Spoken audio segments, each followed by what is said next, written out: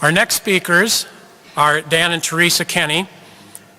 Teresa Kenney is a women's health nurse practitioner who has been practicing at Pope Paul VI Institute for 17 years. Teresa also works part-time for Sancta Familia Medical Apostolate. She was born and raised in Omaha and went to the UNMC College of Nursing and received her nurse practitioner degree. Dan works from home as an author of children's books while also monitoring the couple's 8 children. Dan and Teresa have been married for 17 years. Teresa frequently speaks to groups at churches, high schools, and other events promoting naprotechnology and fertility awareness and appreciation to women and men of all ages. Please welcome Dan and Teresa.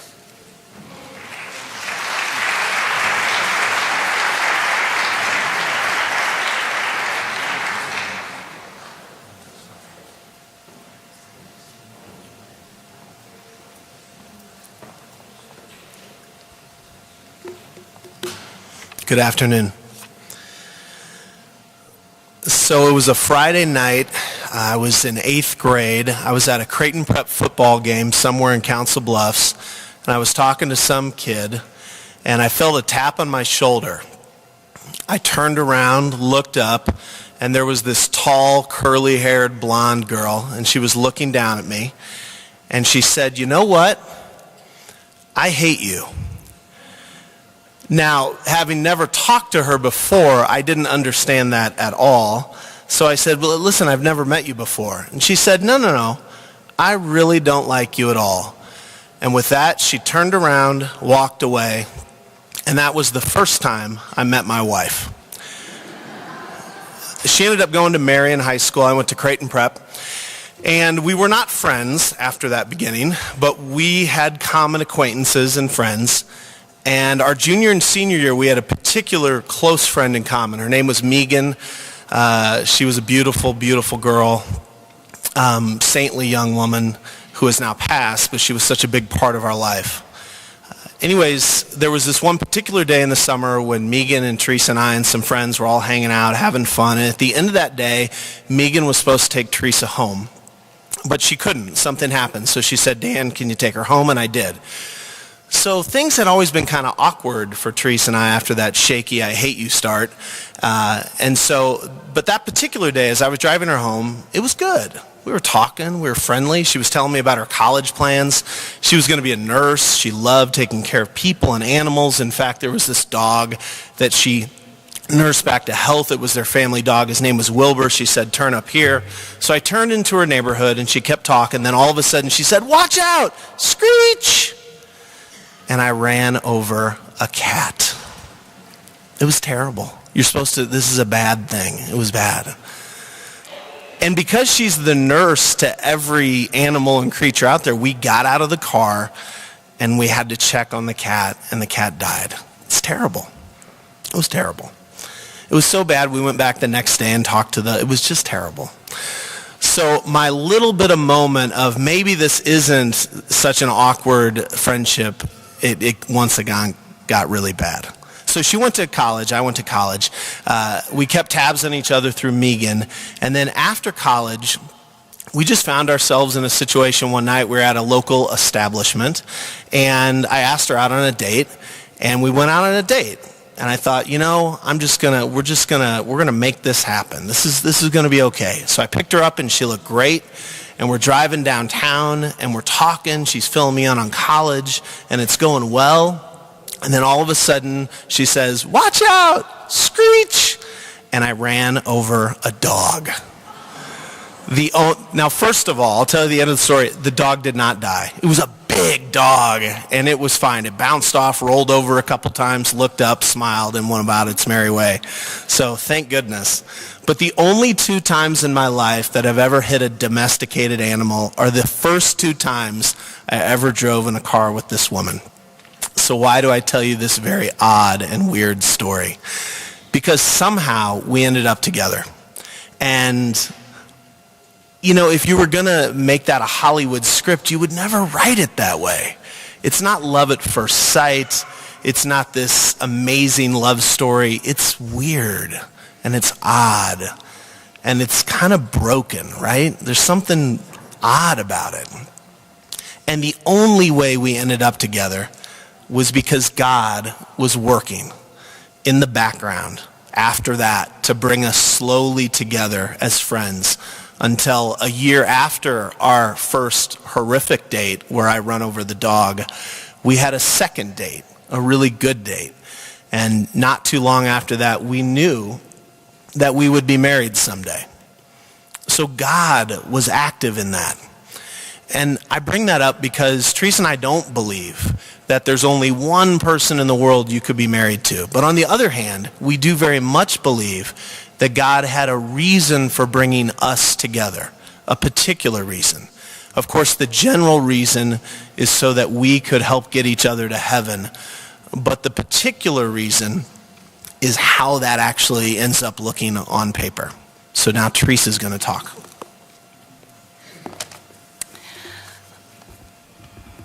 I recently listened to this young man. He was a young adult youth minister out of Oklahoma, and he gave a talk up at Benedictine College, and the talk was called Woman as God's Mercy to Man. I like the sound of that talk. So Gerald and I talked about what he was going to talk about, and he said the man, when he was created, was in solitude, and he saw his defect. There was a defect that he noticed in that solitude. And not only was he alone, but he had a gift to give, but no receiver. And God, in his mercy, supplied the ultimate companion to correct his defect. He supplied the perfect complement.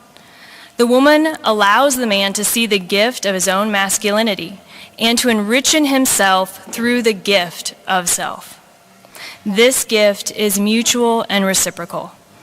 In marriage, we continue to live out this gift of mercy by treating the other's defect as our own. Marriage is a sacrament of service which flows out into the family or the domestic church. Man shares mercy with his beloved, which can be translated to mean he shares misery with her. As Pope Francis said in his apostolic letter on mercy, it would be difficult to imagine a more beautiful or apt way of expressing the mystery of God's love when it touches the sinner. The two of them alone remained, mercy and misery. It is easy to find misery in a family with 8 volatile children and 2 imperfect parents. We are on a journey. We get little glimpses of divine mercy each and every encounter we have on this earth, and in particular in our family. The more we strive to see misery in each other, the more we are drawn into mercy itself, and the more we see love. We can easily find the corporal works of mercy in our own home, making them come to life on a daily basis. What parent does not constantly clothe the naked? At our house, it is more common to be naked if you are under the age of 5 than it is to actually wear clothes. Feed the hungry.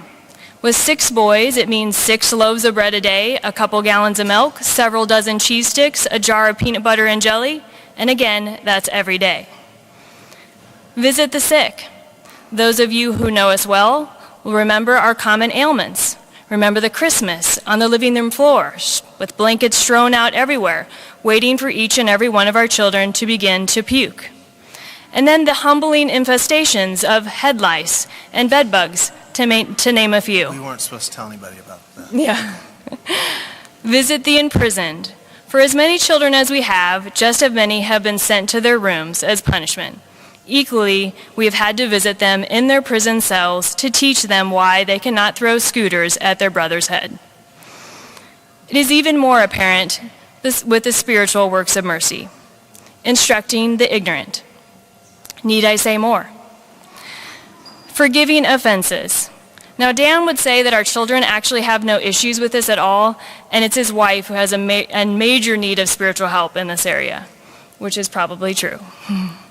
Comforting the afflicted.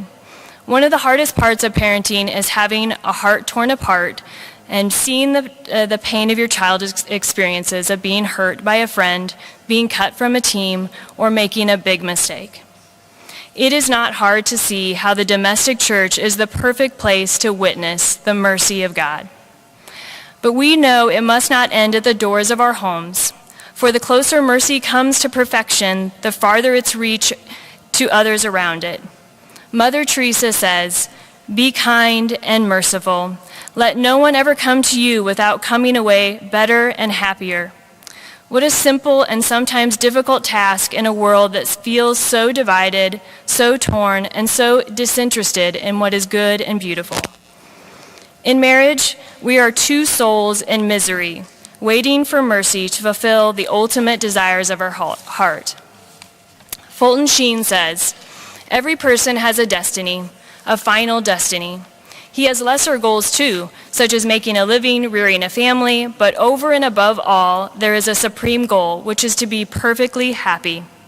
The problem with marriage is that sometimes we're seeking that perfect happiness in each other. And ultimately, the only person that really truly can make us happy, of course, is God. One thing that Dan and I have learned is that if we are seeking fulfillment from each other, we will ultimately be unsatisfied and unhappy. However, if we see marriage as a sacrament of healing, each other's imperfections, and of service to our family, we can see that our marriage is a journey to the ultimate and perfect destiny. We often hear that our job as spouses is to get each other to heaven. I think the first and most hardest step is getting our families to realize that heaven is our destiny.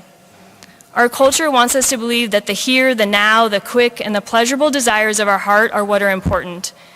It is a constant distraction from focusing on Jesus and our relationship with him and the gift that he has waiting for us. Only through our prayer and our constant resetting and reorienting of our family life can we keep the culture from clouding our view. And I know Dan and I will do this imperfectly every day, but all we can do is get up, keep the faith, and live in his mercy. I think the key that we wanted to focus on today is this idea that marriage is a sacrament of healing. I'm not sure we think about that enough.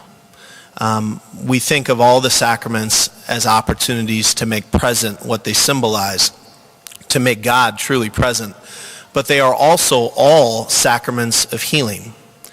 And I think if we start focusing more on marriage as a sacrament of healing, I think there's a subtle little shift we can all make. Because if it's a sacrament of healing, then the assumption is that something needs to be healed, that there's something that needs to be broken. And in the situation of sacrament of marriage, the thing that needs to be broken, or the thing that needs to be healed, the thing that is broken, is the man and the woman. And sometimes when we're 23 or 24 or 25 or whenever we first get married, we don't necessarily look at it like that. I remember when I was 23 to 25, I look fondly back on those times as remembering myself as awesome Dan. You know, you've just graduated from college, so you're by virtue of that the smartest human being on earth. You've got all this free time, but you think you're busy, right? You've got all the time in the world. You're patient because you've got all this time in the world, and you can take long walks with God, and you don't get mad at children because, of course, you don't have children. You're awesome. And then you meet somebody else who's kind of awesome, and you're like, wow, we're in love. It's awesome.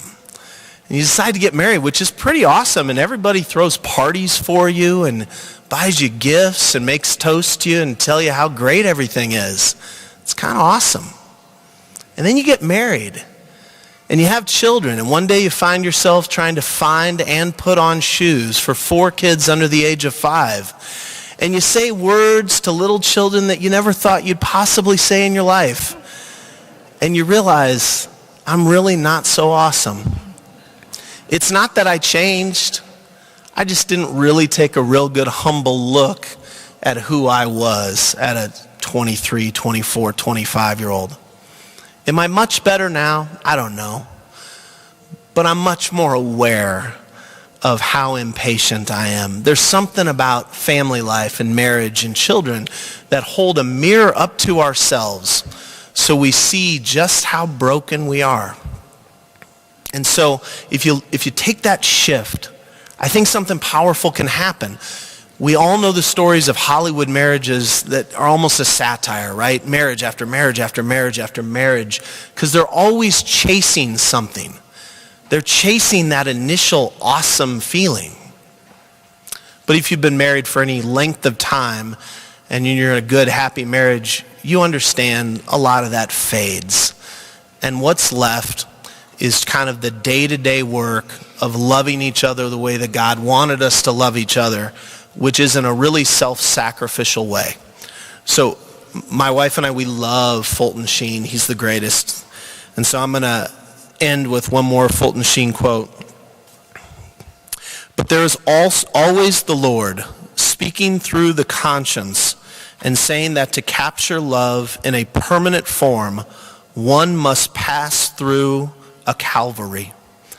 The early transports of love are an advance, an anticipation of the real transports that are to come when one has mounted to a higher degree of love through the bearing of a cross. Jesus shows us that as opposed to what the serpent told us a lie. God does not want you to be like God. But of course that's not true. God wants us to be just like God. The difference is when God had an opportunity through his son Jesus to show us what it means to be just like God, it wasn't a stallion riding, sword bearing, King David-like figure. It was a donkey riding Messiah who rode into Jerusalem in order to give up his life on a cross for all of us. That's astonishingly different. That means when God had his opportunity to tell us what it means to be fully human and just like God, it means to love each other till death on a cross. And that's what marriage is. It's two broken people using this sacrament to help love each other and allow God to heal our brokenness so that God's mercy can pour out on each one of us so that we can enter heaven and bring our children hopefully with us. And so then the final quote from Fulton Sheen, no love ever mounts to a higher level without death to a lower one. That means awesome Dan has to go. All of that fleeting awesomeness that we chase at times in our life when we say, I wonder if something else could make me happy. And the answer is in the sacrament of matrimony, God gives us a woman and gives a man to a woman and a woman to a man and says, this is all you need to be happy. Because in the giving and receiving of love, you're swept up into the very life of the Trinity of itself, and you get to experience heaven on earth. So, thank you. Thank you.